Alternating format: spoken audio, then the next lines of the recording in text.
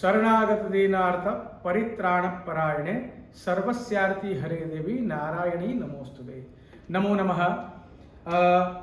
दूसरा एक प्रश्न था कि नवरात्रि के अंदर पूजन का क्रम क्या है, क्या करें, कैसे करें, ये सब एक प्रश्न है।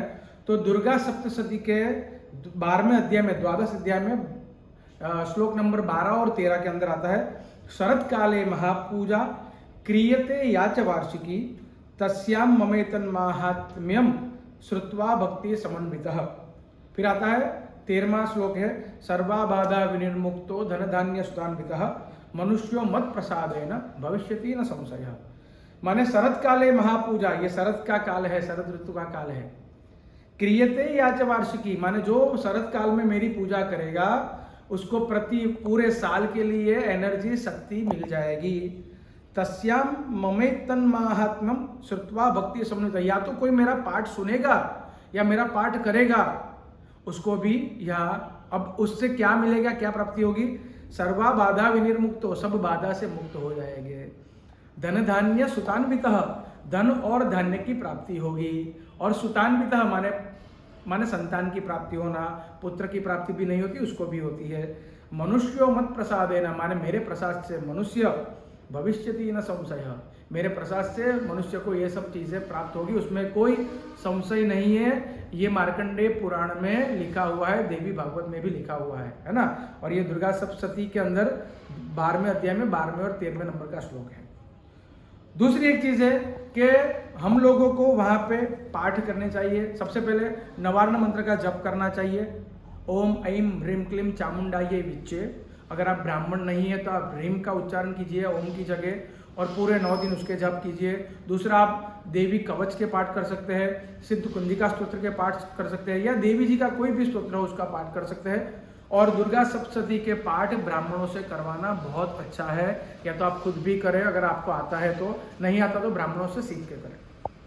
अब पाठ कैसे करना चाहिए, गीति शीघ्री शिरः कंपी तथा लिखित पाठकः अनर्थज्ञोल्पकंठश्च षडेते पाठकादमः।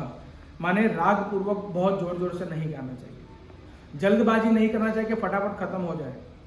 अपने हाथ से लिखे हुए पुस्तक नहीं पढ़नी चाहिए, बिना जानकारी के अधूरा मंत्र नहीं पढ़ना चाहिए। और अगर आप ऐसे करते हैं तो आपको अधम पाठक कहा गया है और वो पाठ का कोई फल नहीं है। और पाठ जब भी करते हैं बीच में बात नहीं कर सकते, फोन पे बात नहीं कर सकते, बीच में कुछ खा नहीं सकते, है ना। पर पाठ कैसे करें, माधुर्यम अक्षर व्यक्ति ही पदच्छेदस्तु सुस्वरः धैर्यम लय समर्थम च षडेते पाठका गुणाः। माने एकदम मधुर स्वर में बहुत शांति से एक एक अक्षर सुनाई दे वैसी तरह और अच्छे स्वर में धैर्य से पाठ करने चाहिए, और ये पाठक के गुण है।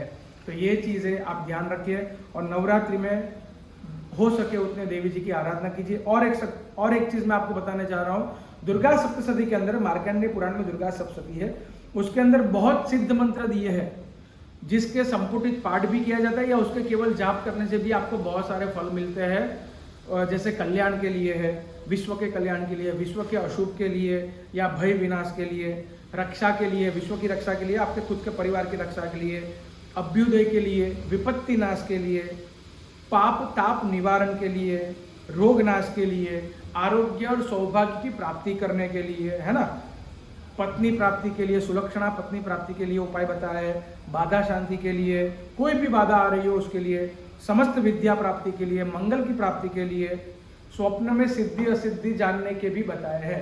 माने इतने सारे उपाय बताए, इतने सारे मंत्र बताए हैं। आपको कोई भी प्रश्न हो इसके बारे में तो आप हमें पूछ सकते हैं, और हमारे YouTube, Instagram में हमने WhatsApp भी प्रारंभ कर दिया है, तो आप उस पर भी हमें पूछ सकते हैं। धन्यवाद।